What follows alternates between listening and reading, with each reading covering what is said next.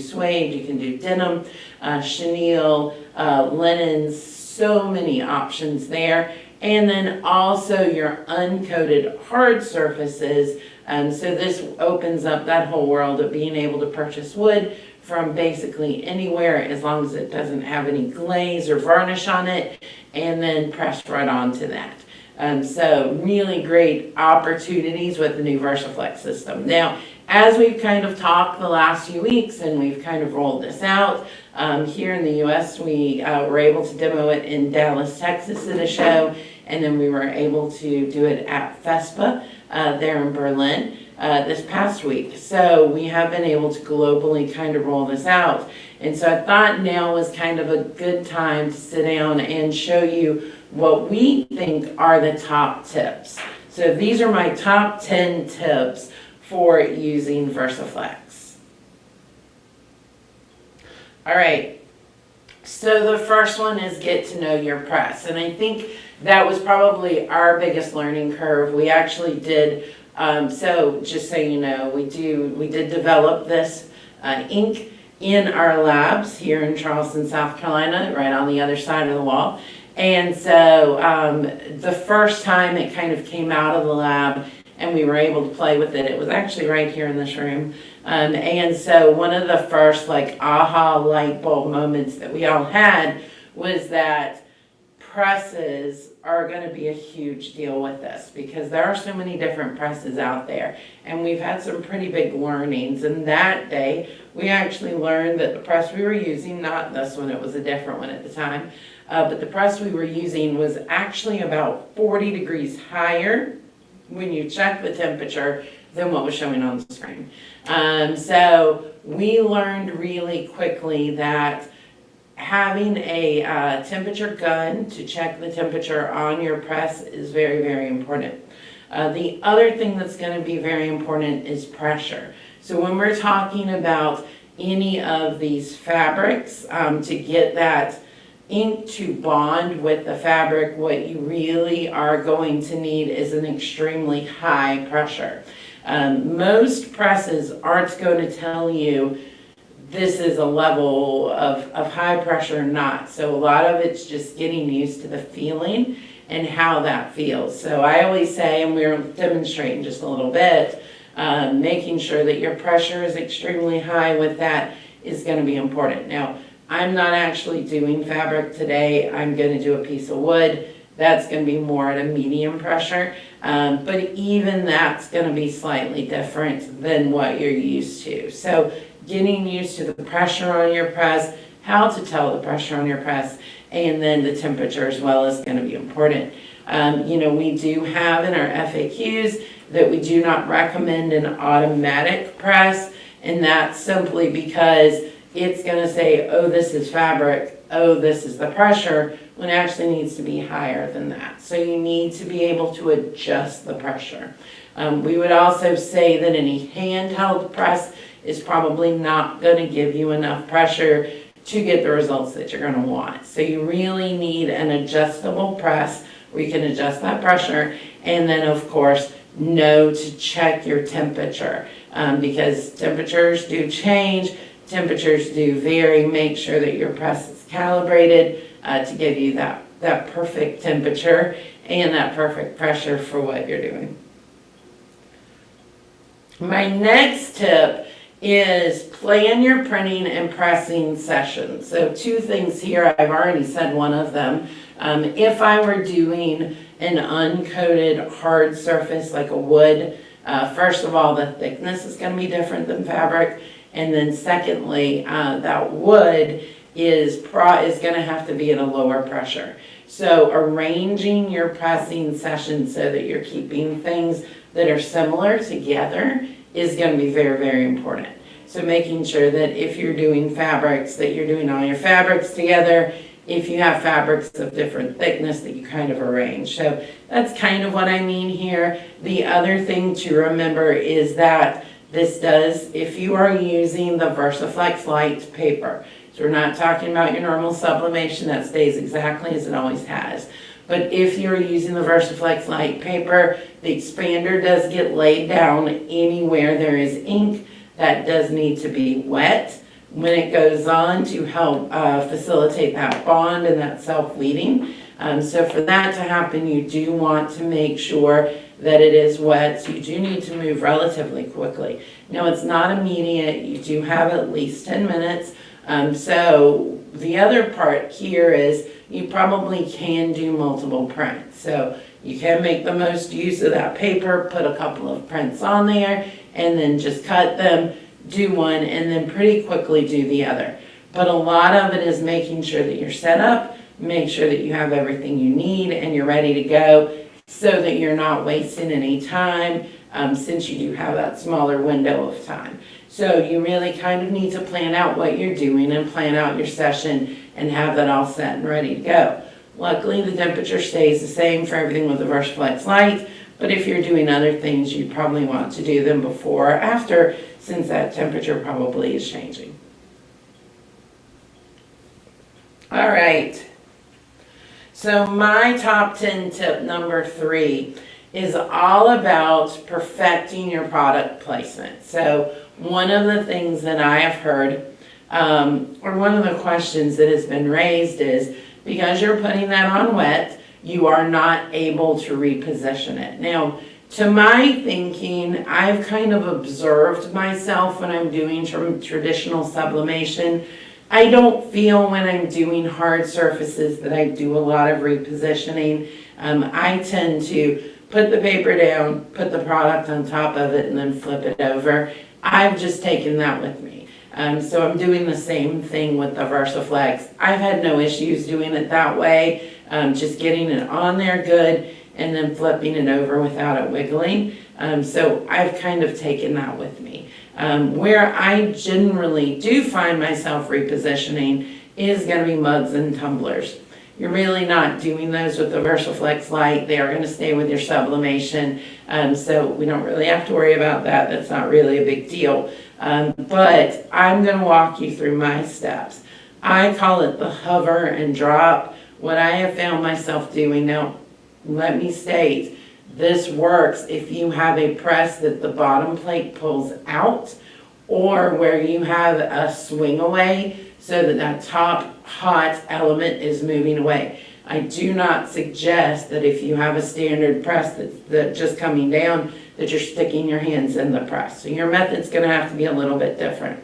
But if you do have a swing away, or you do have that press where the plate moves out, what I find myself doing is placing my hands on the bottom plate, because it's not that warm, kind of positioning it on top of my hands, and then dropping it. And I'll show you that in just a second. But I'm going to demo another point here too, and that's going to be number 4, which is perfecting your peel. So I have a lot of people who tell me with fabric, with cotton, that they're finding it really difficult to peel.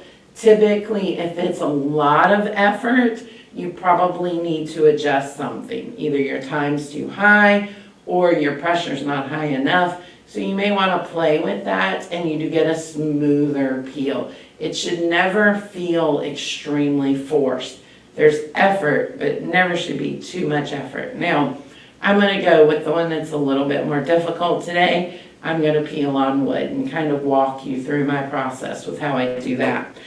So let's go ahead. I actually wanted to show you something in the print utility that I don't get to show often, or sorry, not in the print utility, but in my Sawgrass design tool. So I want to show you that first. All right, so I have made a custom canvas. It is 3.5 by 2.5. I know that's going to cover my little keychain that I have that I'm using today. And then I'm going to go into my designs, and there was actually one in travel that I really liked. So we're going to go over to travel and pull that up.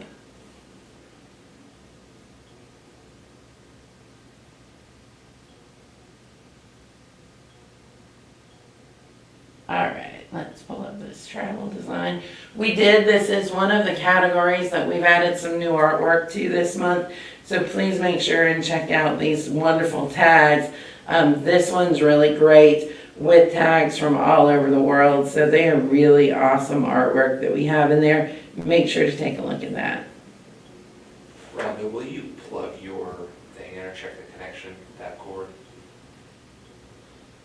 This one, Yeah. is it not showing? It's like flashing. It looks like it's almost weak. That might have worked it. That might have fixed it. I think the cord was a little loose. Okay, cool. New cord, new process. For those of you who haven't heard, we have changed our Learn with Sawgrass sessions. So we are doing 2 per week. We are doing one on Tuesday afternoons at 3 p.m. Eastern, and then we are doing the one at 10 a.m. on Wednesday mornings, hoping that some of our Rest of World friends can tune in as well. Now, these are now live on YouTube. It is new for us, so just bear with us a little bit as we learn and get used to doing this.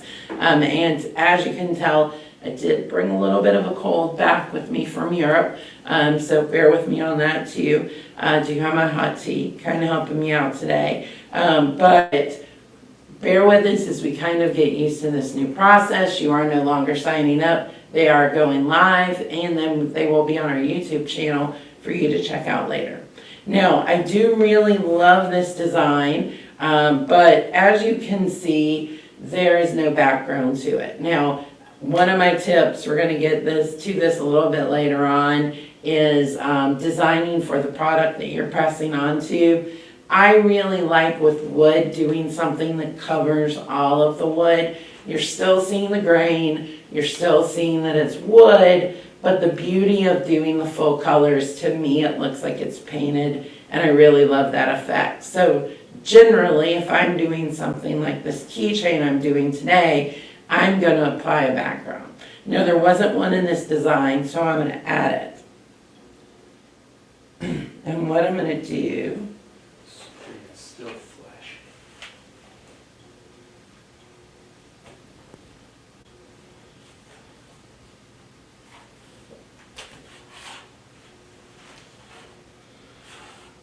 did that help at all? It's still flashing. I'm not sure why. It switched over to your computer screen with no issue. The cords are all working well. That's causing your screen to completely flash. Yeah, we don't want it flashing for anybody. I don't think there's anything with the connection. Here, I'm going to go back to you real quick. I'm going to switch something out and try to fix it. Okay. Get a sip of my tea. Alright,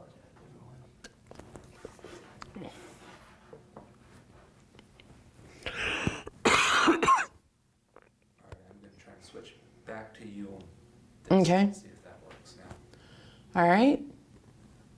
Is that better?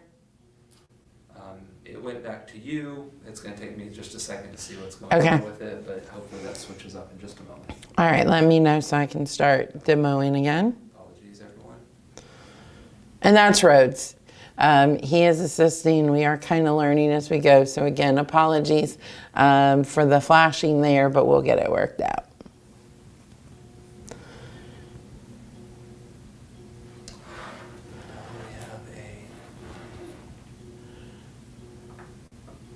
It's something to do with that port. It's not.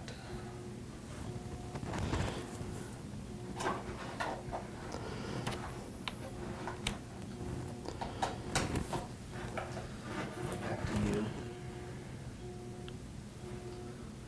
Is it?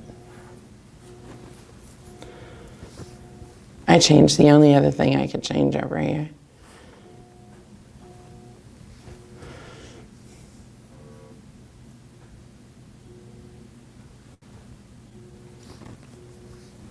It's still a black screen.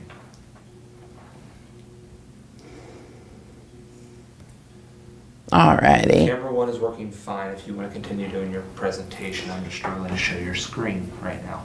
Okay. So I was going to show you something with this, but instead I'll just go ahead and get it up and printed and we'll move on. And then we'll come back if we have time. All right. So I am going to add a background.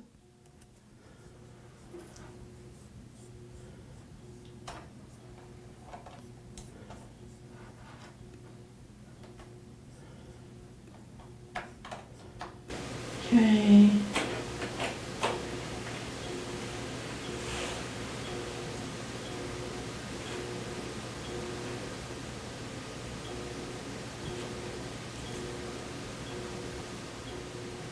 All right, I'm gonna go ahead and print on that and send that over to our Sawgrass print utility. Not a lot with the Sawgrass print utility right now. We will talk about it a little bit more when we do some other tips.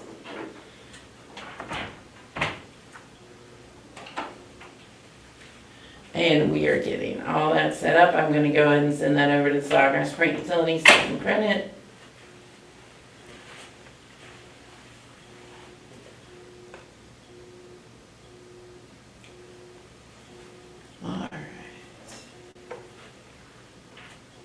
And that's sending over now.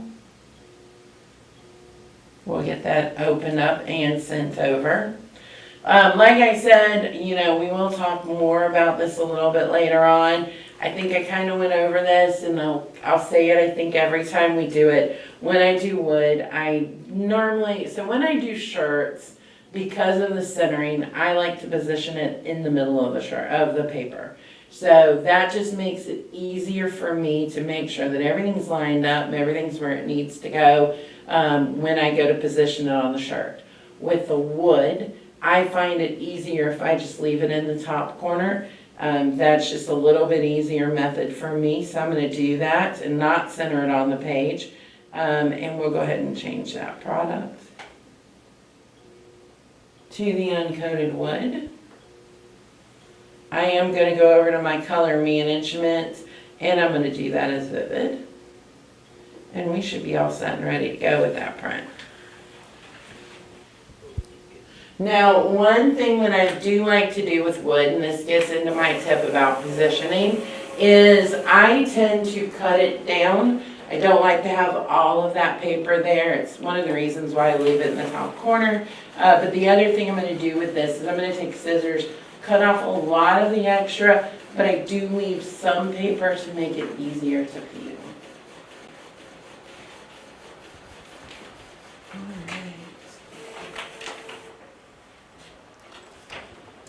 Okay, so you can see this is wet. It does have that expanded layer on it to help this go onto my wood. I am, like I said, I'm going to leave a good margin on one side and then cut it a little closer at the bottom. You are noticing I'm leaving material that I can grab onto so I don't have to worry about touching it. Which is good. And we're set. Alright. So I am going to take this. Now, like I said, I typically drop it on and then I position it. So I'm going to drop this on there.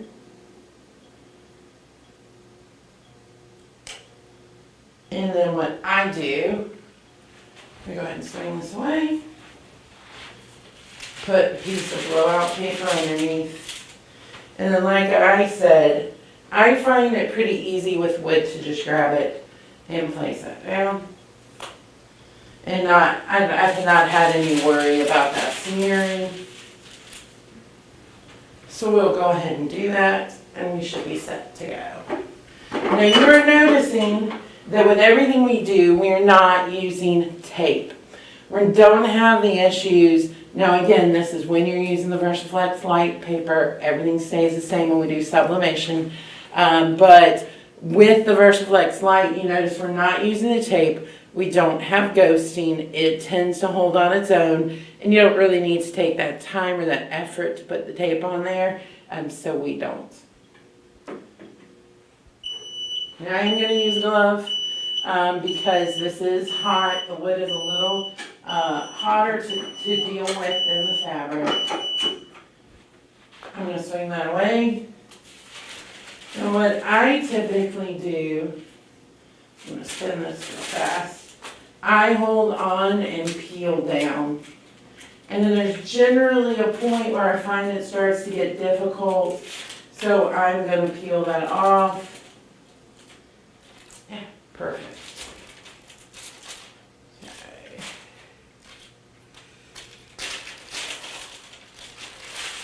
So there you go. That is all done and looks great.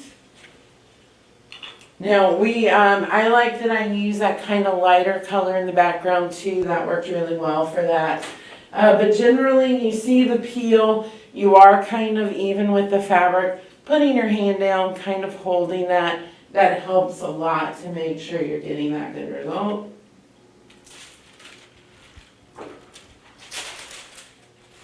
And there we go. All right. Okay.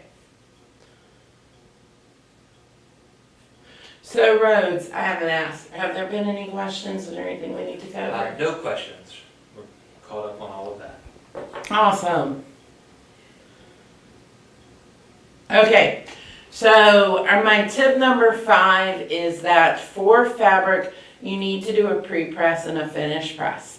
I tend to get, because I don't sell, I tend to not do the pre-press every time. I don't always remember to go over it with the lint roller, but that is going to be very important when we are talking about the VersiFlex Light, specifically on cotton or any fabric. You want to make sure that you're doing a pre-press. Now, of course, pre-press always is going to get wrinkles out. Using that lint roller is going to get any dust off, any lint off. But the important thing here is it also removes any excess moisture from the fabric. Since the expander is water-based and it is a liquid, you don't want anything in the shirt impacting it, because that could actually impact as well. We've had pretty good results. So I'll say it a million times, I was very lucky to have some fantastic testers on this product, and they were global. So we did make sure that we were checking out different temperatures, we were checking out different humidities. In the US, that was everywhere from Texas to Chicago to Seattle, up in New Jersey as well. So we had some testers spread out a little bit of everywhere. Same thing in Europe. We did have the UK, we did have the Netherlands, we had Belgium. So we have tested this everywhere. And the good thing about having testers so spread out is I can say in general, temperature, humidity, those things aren't impacting. However, you do want to be careful of moisture, because that can affect any of us. Rhodes was just telling me our temperatures are going to hit the 90s this weekend. So we know that humidity, that moisture is going to be more of a thing this summer than it was in the winter. So you do want to do that pre-press to remove any moisture. Now, on the end, so just to talk about what a pre-press is, just throw the shirt in before you print, typically about 10 seconds. Pressure doesn't have to be super high, just enough pressure to kind of press it.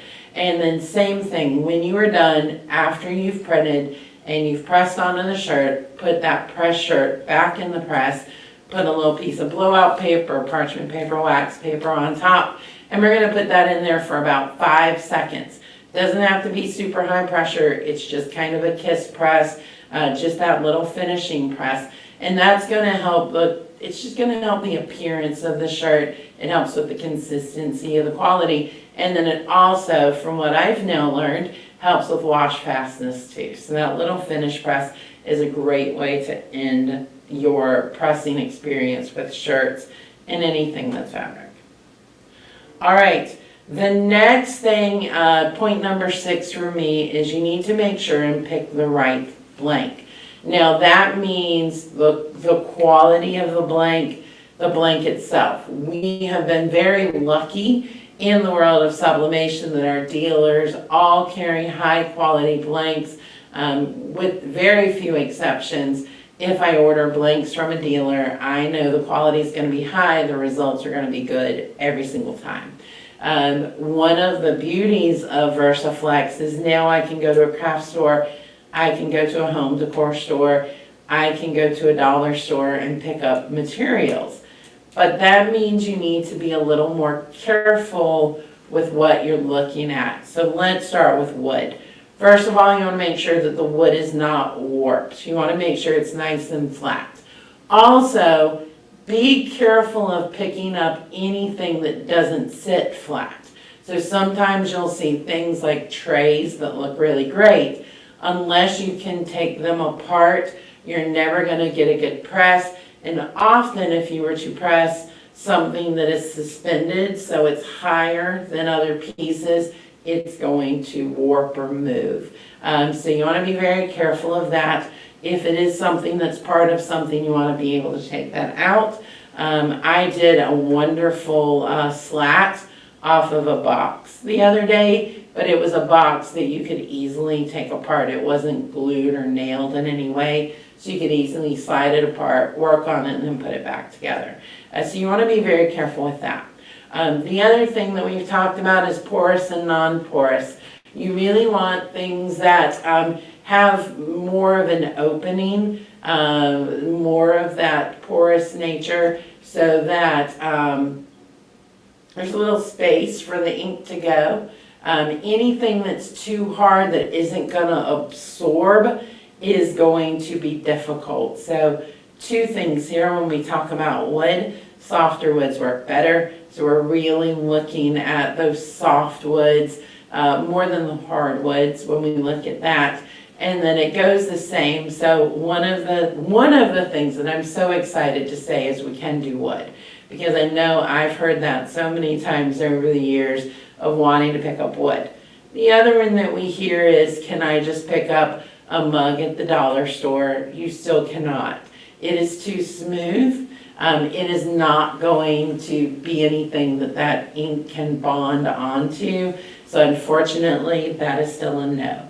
So we want to make sure that it's something that has a little roughness to it, that there's that area for it to absorb or bond with. So you want to be careful there. The other thing when we talk about blanks is colors. So we are still tied to lights, brights, and whites. You can go a little bit darker in color than you could with polyester fabric and sublimation, but we still cannot go too dark. And then we'll get into one of my other points in a minute when we talk about those colors. But you know, we have gone a little bit darker on the oranges, a little bit darker on the greens and the blues even. So that is nice. We're still not there to the darks. So be careful what color you're picking. Make sure still that it's kind of on that lighter side. Those are going to give you the best results. That leads us right into number 7, which is design with the product in mind.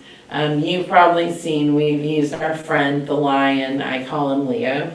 And Leo is great, but when you get onto those darker colors, that's just not where his sweet spot is. He's going to be better on those lighter colors.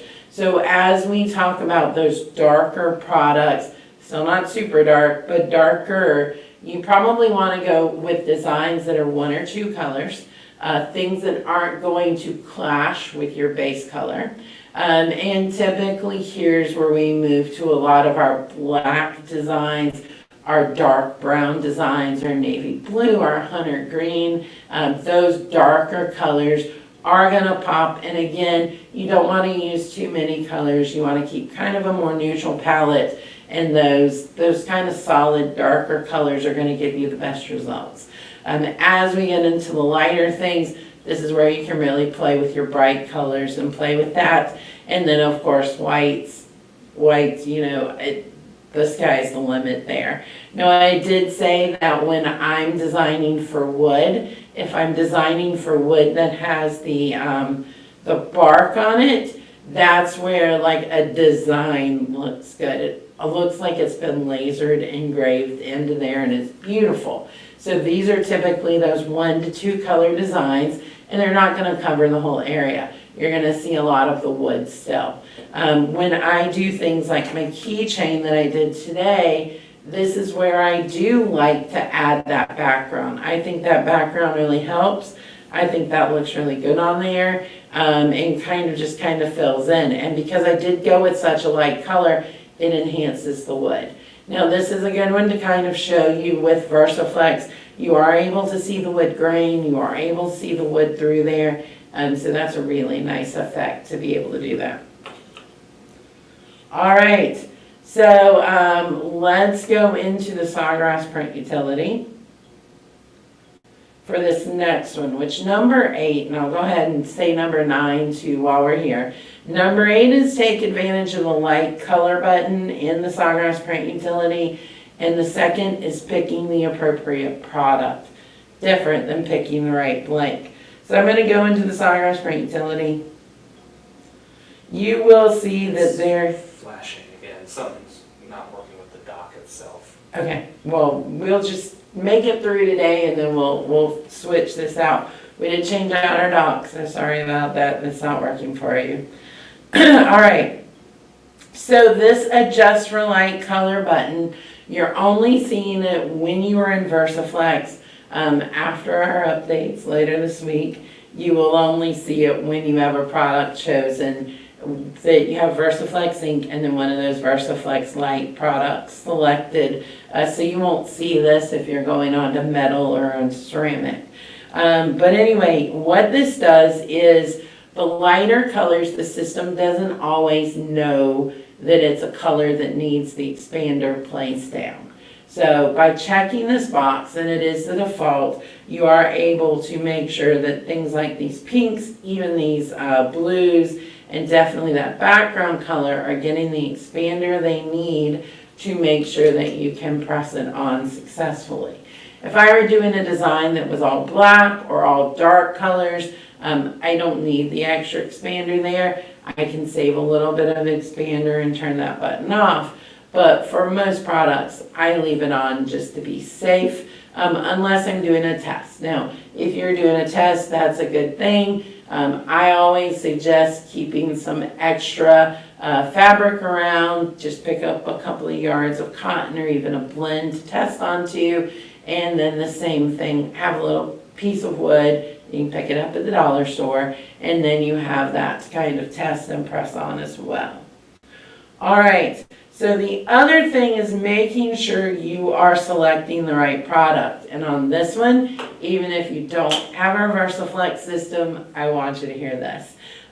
So whether you're using Supplejet UHD or whether you're using VersiFlex, the Sawgrass print utility is designed so that there's a profile tied to each product.